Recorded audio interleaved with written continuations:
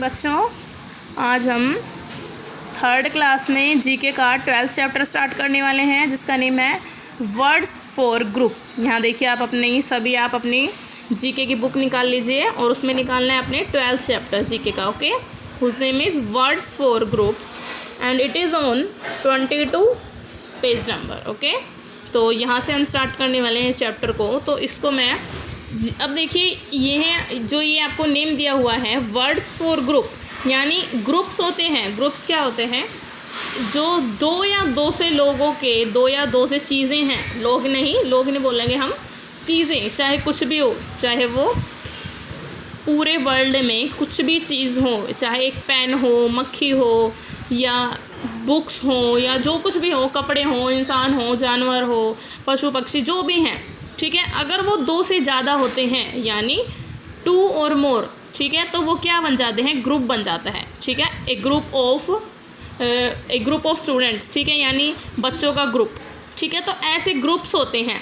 तो अब देखो कि हमारी दुनिया में अलग अलग चीज़ें होती हैं, ठीक है। हम सब एक ही चीज़ें तो होती नहीं है। चाबी होती है, तो हम चाबी को क्या बोलते हैं? अगर एक साथ बहुत सारी चाबी रखी हुई है, हमने एक छल्ले के अंदर हम बहुत सारी चाबी रखते हैं, तो हम ये तो बोलते नहीं है कि चाबी की भीड़, ऐसे नहीं बोल सकते ना हम उसको, तो कितना और लग रहा है ये बोलने में। अगर हम उसको बोलते हैं चाबियों का गुच्छा, तो इसका मतलब क्या है? अब ठीक है, क्योंकि हम चाबियों का गुच्छा बोलते हैं।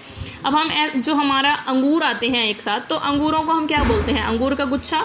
हम उसको ऐसे तो बोल नहीं सकते कि अंगूर की भीड़ या अंगूर की सेना, अंगूर की मंडली, तो ऐसे नहीं बोल सकते। तो सबके लिए, चीज़ों के लिए अलग अलग वर्ड्स यूज़ किए जाते हैं, यानी अलग अलग ग्रुप्स को अलग अलग नेम दिए हुए हैं, ठीक है। तो a word that is used for a group of people, animals और things is called collective noun. तो जिन भी ग्रुप्स का, यानी चाहे इंसान हो, पशु पक्षी हो, या चीज़ें हों, ठीक है, उन चीज़ों का ग्रुप को हम क्या बोलते हैं? कलेक्टिव नाउन, यानी एकत्रित कर देना, किसी चीज़ को इकट्ठा कर देना। अगर हम इकट्ठी करके चीज़ों को रख देते हैं, तो वो क्या बन जाते हैं? एक ग्रुप बन जाता है। क्या बन जाता है? एक ग्रुप बन जाता है। तो अब हम यहाँ पे कुछ हमें ऐसी चीज़ें बताई हुई हैं, ठीक है, सेंटेंस दिए हुए हैं हमें, जिनको हमें रीड करना है और उनमें लिखना है हमें कि वो ग्रुप आएगा, उनमें आर्मी आएगी, क्राउड आएगा, या क्या आएंगे, ठीक है। तो अब देखिए, choose the correct collective nouns for the groups given below, ठीक है। यहाँ पे आपको ये कुछ नाउन्स दिए हुए हैं और यहाँ पे आपको इन सेंटेंसेस में उनको फिल करना है, ठीक है। इन जो आपको यहाँ पे ब्लैंक्स दिए हुए हैं, अब फर्स्ट देखिए आप, ए डैश ऑफ शीप यानी भेड़, ठीक है। जो भेड़ों का होता है, क्या बोलते हैं? अब हम अगर हमारे सामने भेड़ जा रहे हैं, तो हम उनको क्या बोलेंगे? झुंड बोलेंगे, ठीक है। तो झुंड के लिए हम क्या यूज़ करेंगे? Flock, FLOCK, a flock of sheep, यानी भेड़ों का झुंड। अब सेकंड नंबर पे देखिए, एन डैश ऑफ आंट, यानी चींटियों का क्या बोलते हैं हम? सेना बोलते हैं, चींटियों की सेना। तो यानी an army of ants, army मतलब होता है सेना, तो यहाँ क्या लगाएंगे हम? An army of ants. Okay, उसके बाद देखिए, ए डैश ऑफ डियर यानी हिरन। जब बहुत सारे हिरन होते हैं एक साथ, तो उनके लिए क्या बोलते हैं हम? झुंड लगाते हैं उनके लिए भी, ठीक है। तो उसके लिए हम यहाँ क्या लिखेंगे? यहाँ पे हम हेड भी लिख सकते हैं और या फिर फ्लोक भी लिख सकते हैं। ओके, इन दोनों में से कुछ भी यूज़ कर सकते हैं हम। अब उसके बाद फोर्थ देखिए, a dash of puppies, a dash of puppies, तो यहाँ हम यूज़ करेंगे लिटर।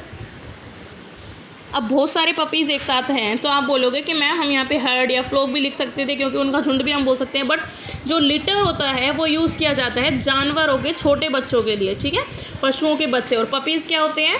छोटे कुत्ते, ठीक है, छोटे छोटे बच्चे होते हैं ना। अपनी बुक में देखिए, आपको दिख जाएगा अच्छे से। तो यहाँ पे छोटे पपीज़ दिए हुए हैं, तो पशुओं के लिए क्या लगाते हैं हम? पशु के बच्चे होते हैं, उनके लिए क्या लगाते हैं? लिटर, जब पशुओं के बच्चे एक साथ इकट्ठे होते हैं। ओके, तो a dash sellers, a dash of sellers, यानी जहाँ पे अब ये देखिए अपनी बुक में, यहाँ देखिए, ये सब एक साथ शिप में सैर कर रहे हैं, यानी एक साथ चल रहे हैं। तो एक साथ चलने वाले जो काम एक साथ कर रहे हैं, पूरा उनको एंडिंग तक एक साथ काम कर रहे हैं। ऐसे बहुत से लोग अपने ग्रुप का नेम रख देते हैं, जो भी बी क्रू या वी क्रू, जो भी नाम रखना है। तो क्रू का मतलब होता है चाल दलक, एक साथ चलने वाले। तो यहाँ पे एक क्रू ऑफ सेलर्स। ओके, उसके बाद अब 6 देखिए, ए डैश ऑफ पीपल, इंसान बहुत सारे इकट्ठे हो जाते हैं। जब एक जगह पर बहुत सारे इंसान इकट्ठे हो जाते हैं, तो क्या होती है? भीड़ बोलते हैं ना हम। तो भीड़ किस लिए कब यूज़ करते हैं? क्राउड, भीड़ मतलब क्राउड, ठीक है, CROWD। A crowd of people यानी इंसानों की भीड़, ठीक है। उसके बाद आप देखिए 7th, A dash of dances यानी डांसेस का क्या होते हैं, ग्रुप्स होते हैं। स्कूल में भी जब डांस होते हैं तो हम क्या बोलते हैं, अलग अलग ग्रुप हैं, okay, a group of dances. अब उसके बाद देखिए 8th पे, a dash of soldier, a dash of soldier यानी regiment of, a regiment of soldier, REGIMENT, regiment मतलब होता है पलटन यानी सोल्जर की पलटन, ओके। उसके बाद अब देखिए 7th पे, ए डैश ऑफ प्लेयर्स, ये तो सबको पता ही है, जब प्लेयर्स इकट्ठे होते हैं तो हम इनको क्या बोलते हैं, ए टीम होती है, जब प्लेयर्स एक साथ खेलते हैं, ए टीम ऑफ प्लेयर्स। उसके बाद अब डैश यहाँ पे, ए डैश ऑफ सिंगर्स यानी जो गाने वाले होते हैं उनके लिए क्या यूज़ किया जाता है, कोर, ठीक है, CHOIR ऑफ सिंगर्स, इसका मतलब होता है गाना गाने वालों की मंडली, ओके। उसके बाद ए डैश ऑफ बीज यानी मधुमक्खी का, मधुमक्खी के लिए क्या यूज़ करते हैं हम, भीड़ या झुंड जो भी, तो ए स्वाम ऑफ, मधुमक्खी के लिए क्या यूज़ करेंगे, स्वाम, ठीक है, ए स्वाम ऑफ बीज। उसके बाद अब देखिए 12th, A dash of fish यानी एक मछलियों का समूह, क्या होता है, समूह होता है, जब एक मछलियाँ एक साथ होती हैं तो उसका क्या होता है, समूह, ठीक है, और उसको हम क्या बोलते हैं, शोल, SHOAL, ठीक है। उसके बाद अब 13 देखिए, a dash of student, student एक साथ होते हैं तब उनको क्या बोलते हैं, जब आप क्लास में बैठे होते हो एक साथ सारे स्टूडेंट क्या होते हैं, सारे क्लास, एक क्लास ऑफ स्टूडेंट्स, ओके, यहाँ पे क्लास में है ना, तो एक क्लास ऑफ स्टूडेंट। उसके बाद ए डैश ऑफ फ्लावर्स, अब देखिए जो ये आपको ये पूरा दिखाई दे रहा है, फ्लावर पॉट के अंदर ये फ्लावर्स हैं, तो हम इसको क्या बोलते हैं, जो ये पूरा फ्लावर होता है उसको हम क्या बोलते हैं, a dash of books, a dash of books यानी जहाँ पर बुक्स रखी हुई होती हैं उसको हम क्या बोलते हैं, पूरी बुक्स जहाँ रखी होती हैं उनको क्या बोलते हैं हम, लाइब्रेरी। बुक्स कहाँ रखी होती हैं, लाइब्रेरी के अंदर, ओके, LIBRARY, लाइब्रेरी। उसके बाद आप 16 देखिए, ए डैश ऑफ स्टेप्स यानी ये जो सीढ़ियाँ दिख रही हैं हम, तो सीढ़ियाँ एक साथ इकट्ठी होती हैं तो उन सीढ़ियों को हम क्या बोलते हैं, यानी वो ऊपर चढ़ रही हैं ऊपर की तरफ, तो क्या बोलते हैं हम उसको, ए फ्लाइट ऑफ स्टेप्स यानी उड़ान भरना किसी चीज़ की, ठीक है।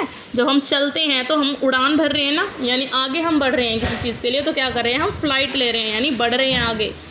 ए डैश ऑफ म्यूजिशियन यानी जो गाना बजाने वाले होते हैं उनको क्या बोलते हैं, बैंड, ठीक है, ए बैंड ऑफ म्यूजिशियन, जो उनका एक साथ म्यूजिशियन के पास, ये आप सब देख रहे हो ना, इनके पास ड्रम्स होते हैं, पियानो होता है, तो ये क्या होते हैं, बैंड होते हैं, okay. A dash of banana, banana होता है, बनाना को हम क्या बोलते हैं, पूरा एक गुच्छा बोलते हैं, ठीक है, ए बंच ऑफ बनाना, ठीक है, गुच्छा होता है ना, ये एक साथ इकट्ठे होते हैं बिल्कुल, तो क्या हो गया, गुच्छा, a bunch of banana, bunch मतलब होता है गुच्छा। उसके बाद ए डैश ऑफ नेम्स, पूरे नेम की, ये देखो पूरा एक नेम्स की ये लिस्ट है, इसको क्या बोलते हैं हम, पूरे नेम को list, A list of names, okay. अब उसके बाद ए डैश ऑफ मंकी, मंकी जब एक साथ बहुत सारे आ जाते हैं तो हम क्या बोलते हैं, टोली बोलते हैं, है ना, बहुत सारे बंदरों की टोली आ गई है, देखो ऐसे जब बंदर आ जाते हैं तो बोलते हैं ना कितनी सारी टोली आ गई बंदरों की, तो यानी troop, TROOP, a troop of monkeys यानी बंदरों की टोली, ठीक है। तो अब हमने देखा flock, army, herd, litter, crew, crowd, group, regiment, team, corps, swarm, shoal, class, bevy, library, flight, band, bunch, list and troop, ये सब क्या है, ग्रुप्स के लिए यूज़ किया जाता है। बुगी यानी फ्लावर जब इकट्ठे होते हैं तो होता है ना, जिसको हम गुलदस्ता बोलते हैं, यानी बुगी पूरी एक पूरा गुलदस्ता, तो गुलदस्ता यानी बुगी यानी फ्लावर्स का पूरा झुंड, और बनाना का गुच्छा यानी बंच, ट्रूप यानी टोली। तो आई होप ये आप सबको समझ आ गए होंगे। तो ये चैप्टर कंप्लीट होता है आज आपका 12th। अब आपने क्या करना है, होमवर्क में जितना भी मैंने आज आपको काम कराया है वो आपको लर्न करना है इन सब के बारे में, ठीक है, कि ग्रुप्स कौन कौन से होते हैं। आपको एक ग्रुप पढ़ना है, व्हाट इज़ ग्रुप, यहाँ से लेके यहाँ तक आपने ग्रुप की डेफिनेशन लर्न करनी है, और ये चैप्टर आपने अपनी नोटबुक में भी नोट करना है, ओके।